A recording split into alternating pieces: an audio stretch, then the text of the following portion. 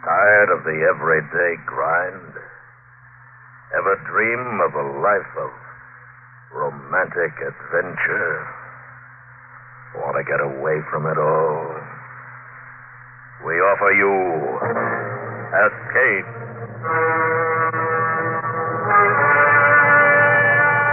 Escape, designed to free you from the four walls of today for a half hour of high adventure.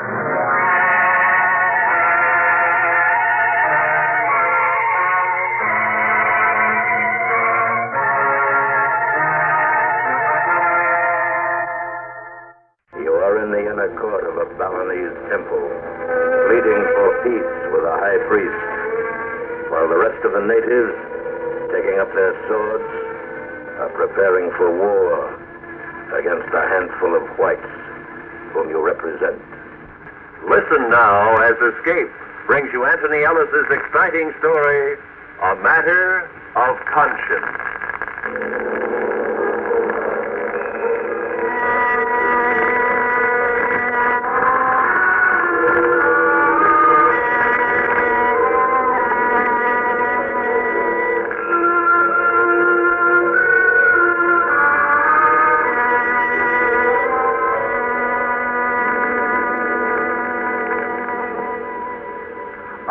This happened when the East India Islands were still the Netherlands Indies, and the island of Bali was a part of that group. There are a lot of things they tell you about Bali in posters and brochures, of the maidens with their grace of form, the flowers, and the music and the exotic dances. All these are charms for the appetite of the civilized Westerners. But there is also the matter of the native character. I know these things because I was the government resident at the time. A number of people still remember what took place. My heavens, how they remember. But nobody talks about it anymore. When you consider that it caused a native uprising and cut off the tourist traffic for 2 months, it is a better thing to forget. My heavens. My house and my office was in Singaraja, which then was a town of some 12,000 in the north of Bali. The matter began one afternoon in November. An English pleasure ship had arrived the day before. I had received a visit from an old and valued friend, skipper of the ship, Captain Logan. As a matter of fact, the captain was drinking tea with me when Mynheer Hoogstraten came in. My heavens, he was nervous. Mynheer, good afternoon, Mynheer. You've not met Captain Logan? No, you're from the English ship. Yes, how do you do? Mynheer Hoogstraten is my assistant. Will you have a cup of tea? Please, sit down. Mynheer, may I have a few words with you alone? Well, of course. I'll run along. No, perhaps it is better if you do stay, Captain. It will concern you as well. Oh? I've just heard that a terrible thing has happened. What? What terrible thing? The temple of Cheering has been desecrated. What? A party of the English visitors, 3 of them, made their way to the inner court unseen by the guide and made a dreadful mockery of one of the sculptures there. They're from my ship? There's no doubt of it, Captain.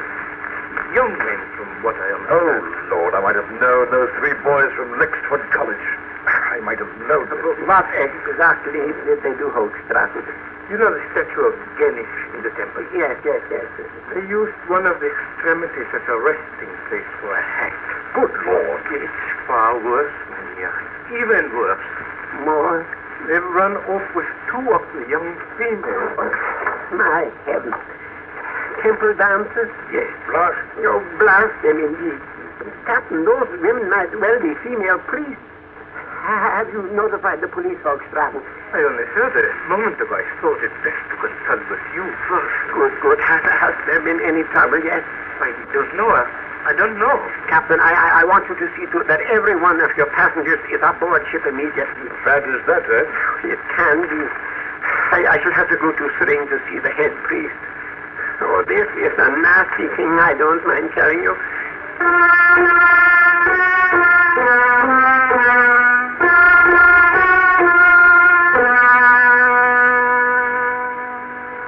Balinese are a proud people, and on that day damage had been done to their pride.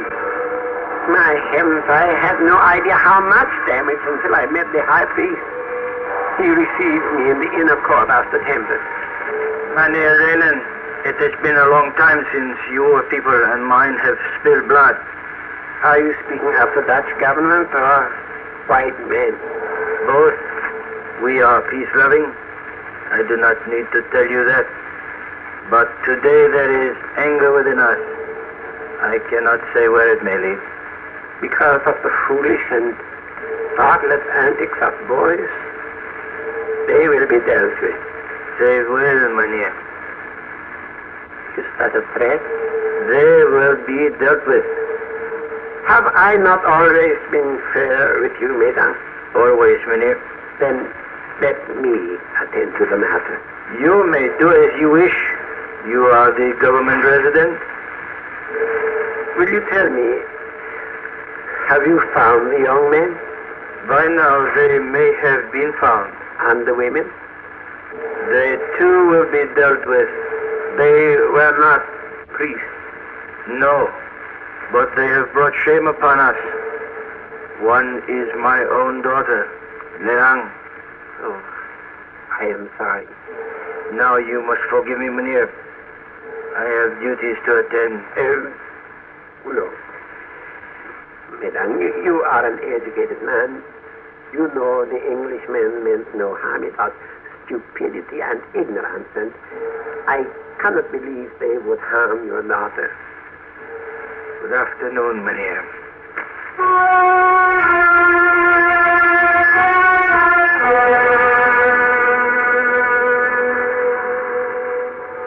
Of course, I could not exactly blame the high priest, but to allow sympathy to interfere with my duty was impossible. Before the thing went any further, it had to be stopped. There had not been a native uprising for over 30 years, and I frankly valued my position too much to allow one now. Bali is quite a luscious place to spend one's life, you see. I went to the constable, Mynheer Cullen, and discussed the matter with him. I wondered what had happened, Mynheer Raylan. It's altogether too quiet for this time of the day, and I don't like the sound of that gong. Do you think they would take up arms? Oh, I doubt it. I very much doubt it. Still, we mustn't be positive, must we? I trust that the governor has not heard about this. Oh, my heavens, no, it would mean our job. I tell you frankly, Cullen, I'm worried. The Balinese seem to have disappeared. There wasn't a soul about when I came down. The tourists back aboard their ship? I imagine so. Captain Logan was seeing to it. And Mesdames would not say what has happened to the idiot boys who did this. No, but you know the old man, more than likely his daughter and the other one ran off with them of their own accord. All the girls love visitors. Unfortunately, this time it is the head priest's daughter.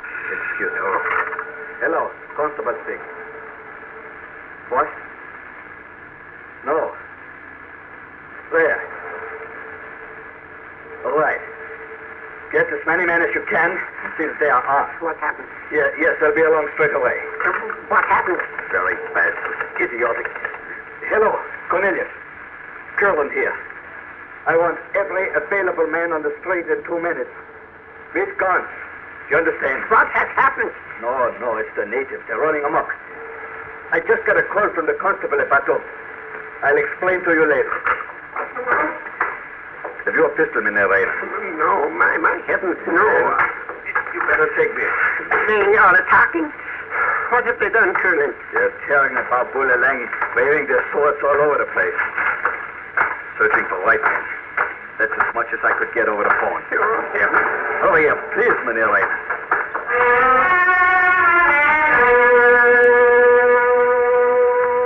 Well, it had happened.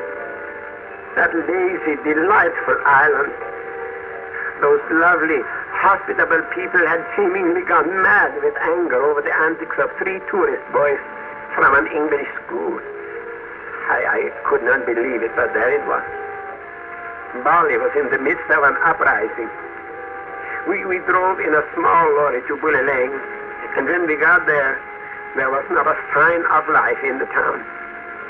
I don't mind telling you I was frightened. Nothing like this had ever happened to me. And here I was, walking along the street with a pistol in my hand. Cornelius, have your men patrol the hall. If you have any trouble, blow your whistle. Yes, sir. Yes. You hold on a minute. Where is everyone? Just a minute. I don't like this, Wayne. The town is completely empty. But they would not leave their shops open like that. They would if the temple people ordered them to. They must have run off to the hills. Any whites living here that you know of?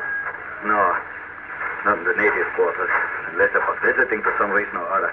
No, I really think I had better notify the governor. If this thing spreads... They've heard about it at Baton. It's already spreading in here. They have... What? What? You see somebody? What? Outside of the road. In that shop. See? No. Come on. I see nobody. All right. Come out. You in there. Oh, I say! English. Oh, jolly good you chaps showing up. I thought you were savages for a moment. These little devils, where did they go? We should like to know that, too. Are you from the ship, sir? Yes, I should jolly well say that I am. This is bad form, you know. Awfully bad form. Would you mind telling us what happened? Oh, well, actually, I haven't the foggiest. One moment I was examining some rather quaint idols in the shop over there, and then a herd of screaming Balinese roared down the road, gibbering and brandishing perfectly huge swords. I managed to get away and hide. It's not good enough, you know. You Dutch chaps ought to do something about it. Just one moment, please. Is there anyone else with you? With me? No, not at the moment. No. I and the other two chaps went back to the boat. You are not by any chance one of the three young men from Lexford College. Oh, marvelous. How on earth did you... Oh, yes, of course. The tie, what? My heavens. You started all this. Do you realize that? I beg your pardon. I say, look here, who are you? I am the Dutch resident here, Reinen. And this is the chief constable, Meneer Curling. Oh, well, how do you do? I'm Reginald Mockridge. You are under arrest, Meneer Mockridge. Arrest? That's impossible. I'm a British soldier. You and your friends went into the Temple of Serini today and behaved in a shocking manner. What has become of the native girl? Listen, my dear chap, I haven't the foggiest notion. Not the Do you understand that the whole island is in a state of revolt because of your stupidity? My dear If sir. your two friends are found by the natives, they will most certainly be killed. Can you understand that? But actually, it was only a knock. They're coming back. They must have seen us from the hills. Come on, we've got to get back to the lorry. I say, does this sort of thing happen here all the time? I mean, actually?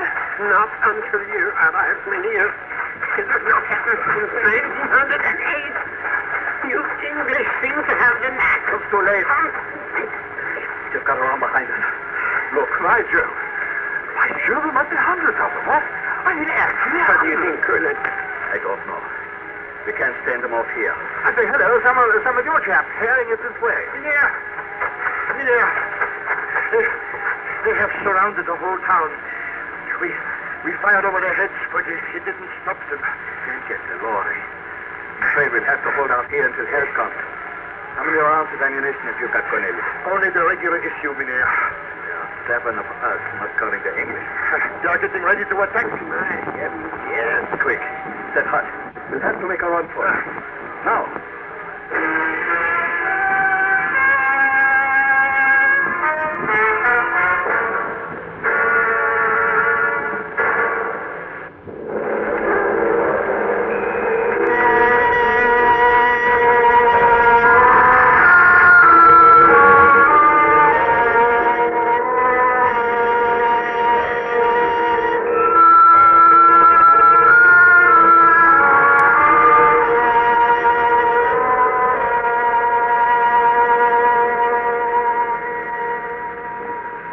I have always been extremely fond of the Balinese people, their feasts, dances, and music.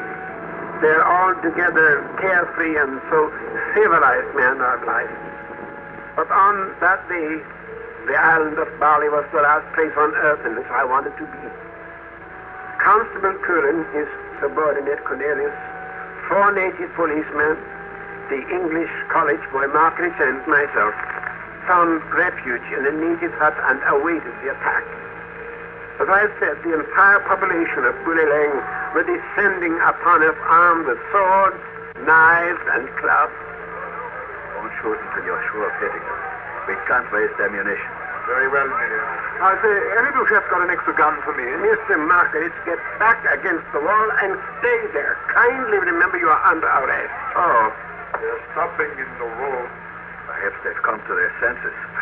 I say, look, they've got Boggy and Harrison. Blast them. What?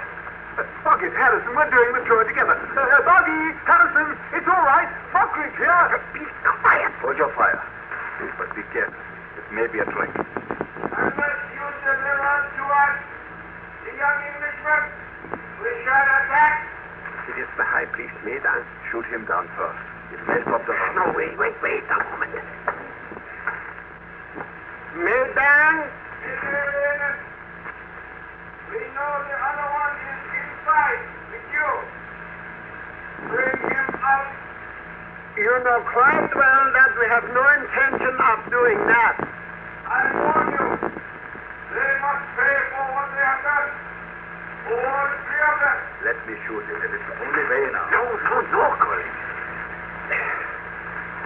Has your daughter been harmed, Maydang? Or the other woman? I will not discuss this thing with you. We want the Englishman. No, blast me. Blast and double blast. Unless you release those men at once, Maydang, it will mean severe penalties for your people. I say again, we shall deal with the Englishmen. No. They must die. Oh, I say. Maydang, will you give me 5 minutes to think it over? We will give you 5 minutes. The two Englishmen are being taken out of your sight. The manner of their death will be prepared. If you do not decide to give on the other, you will hear his friends as they die. It will not be pleasant.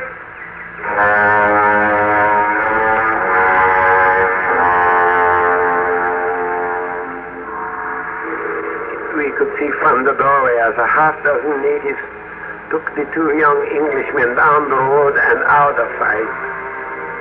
Maydang stood across the street from us, arms folded, waiting. And about him were an incredible number of men, sullen and quiet. To me, it was as though the whole of the Balinese male population was there, not really caring whether we would agree to give up Mockridge or not. They would be just as happy to kill all of us. I still say shoot Maydang now. It may break them up. No, there must be another way. Well, you mean to say that you'll simply sit here and allow their chance to be murdered? Well, I won't. You give me a gun and I'll go on after. Mr. Mockridge, you are very young and very foolish. You will be cut to pieces in 5 seconds. And your friends would die much more slowly. Oh, really? The governor must have heard by now.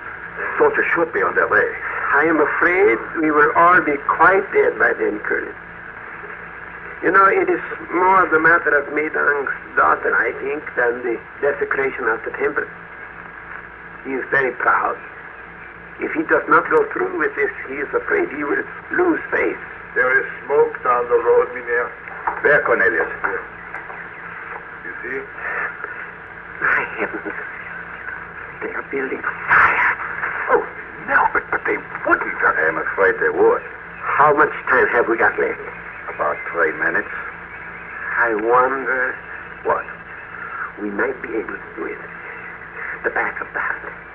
We could break it out. It's very flimsy. Even so. Well, there were only half a dozen Balinese with the 2 boys. If we could get down there before Maydang knew we were gone. I'd say so. You, sir, be quiet. They might have more men close by. Or we might not be able to reach them in time. Heaven knows I do not want to do it, Colin, but I can't see any other way, can you? No. We'll try it. You better stay in the doorway where they can see you, Mynheer. As soon as we've broken through. Cornelius, better take Mockridge and try to get up to Singaraja. At least we can possibly save one of them. I'll see it through here if you don't mind, sir. I do mind, sir. You will do as you are told.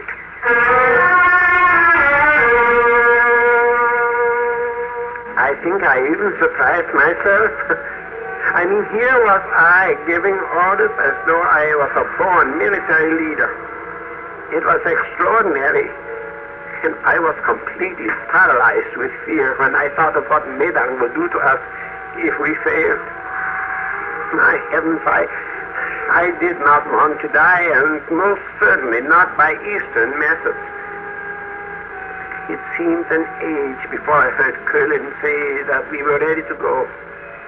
For Medang's benefit, I had walked up and down in front of the doorway, keeping up a steady stream of aimless conversation.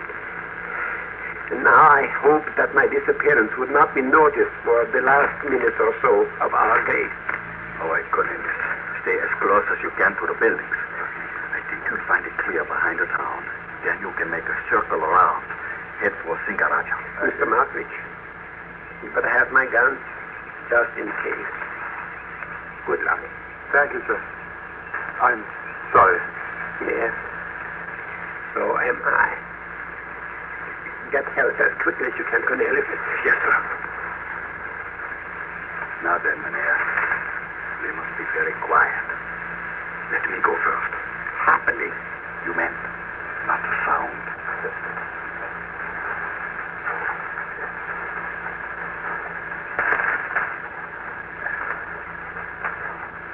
I can see the Englishman. They tied them up. Only their hands though. Can't see the guards. Perhaps the next hut.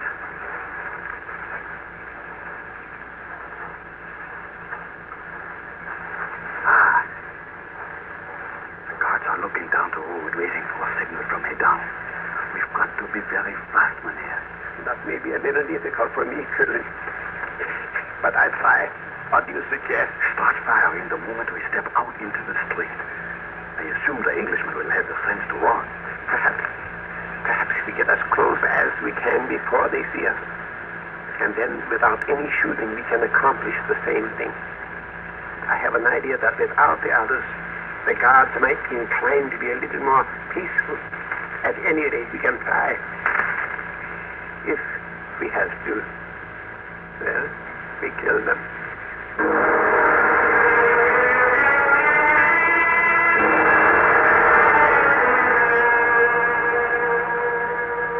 As we moved out from the alleyway behind the huts and shops, I felt as though my legs were made on lead. The guards had their backs to us. And then, of course, it had to be one of the college boys who gave us away. Harrison, look! Our track! The Balinese whirled around, and it was quite comical to see their faces as they caught sight of us. They were like children, caught with their hands in the jam pot. And luckily for us, they did not make a sound, simply dropped their swords and dashed off in the opposite direction to where Medang and his warriors were waiting. I took one last look at the stakes, the burning fire, and then with all the torment of cowardice and fear at my heels, I ran. We all ran for the hills behind the town and the safety of Singaraja.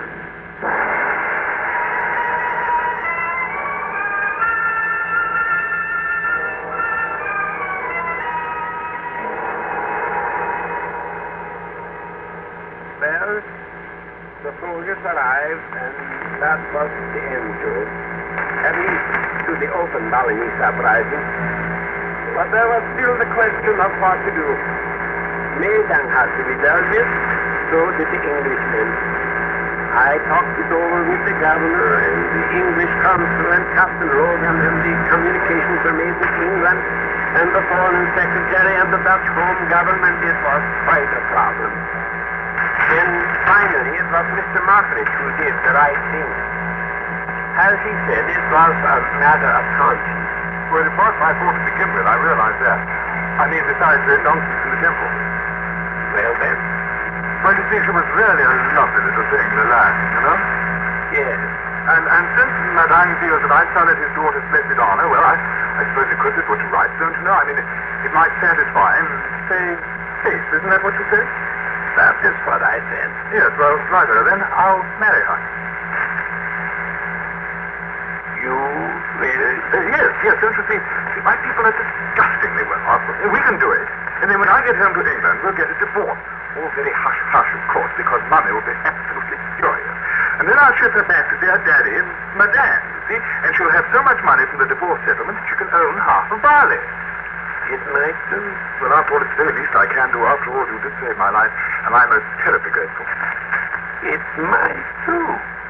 And then this puts the other chaps in the clear, you see, and then we can all go home.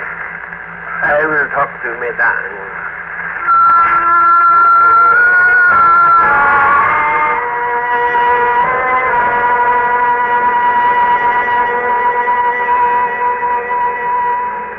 I did. I am to the governor and the British consul and finally Madame's daughter Lelang. I think she was quite surprised, for she had no idea what it was all about, and I am sure she cared less, that being one of the delights of the Balinese maidens, their ingenuousness. But she agreed to marry Mr. Mockridge if he insisted, which about put an end to the matter. Madang was a little touchy for the next 2 months or so, and the governor thought it wiser to close the Balinese port to tourist ships until things calmed down. One rather odd thing, though, Madang's daughter never did return to Bali.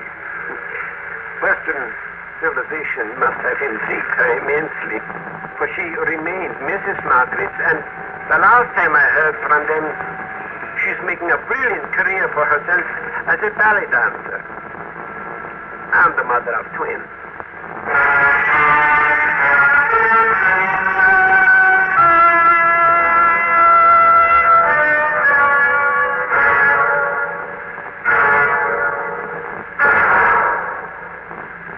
Under the direction of Norman MacDonald, Escape has brought you A Matter of Conscience by Anthony Ellis, starring Parley Bear. Featured in the cast were Ben Wright and Harry Bartell, with Jack Crucian, John Daner, Don Diamond, and Terry Kilburn. Editorial supervision is by John Meston, and the special music for Escape is composed and conducted by Leeds Stevens. Next week.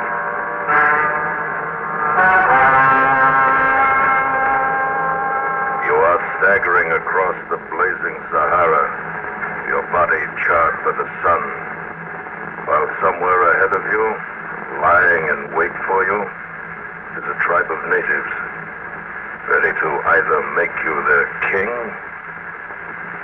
or kill you. So listen next week when Escape brings you Les Crutchfield's exciting story, The Diary of a Madman.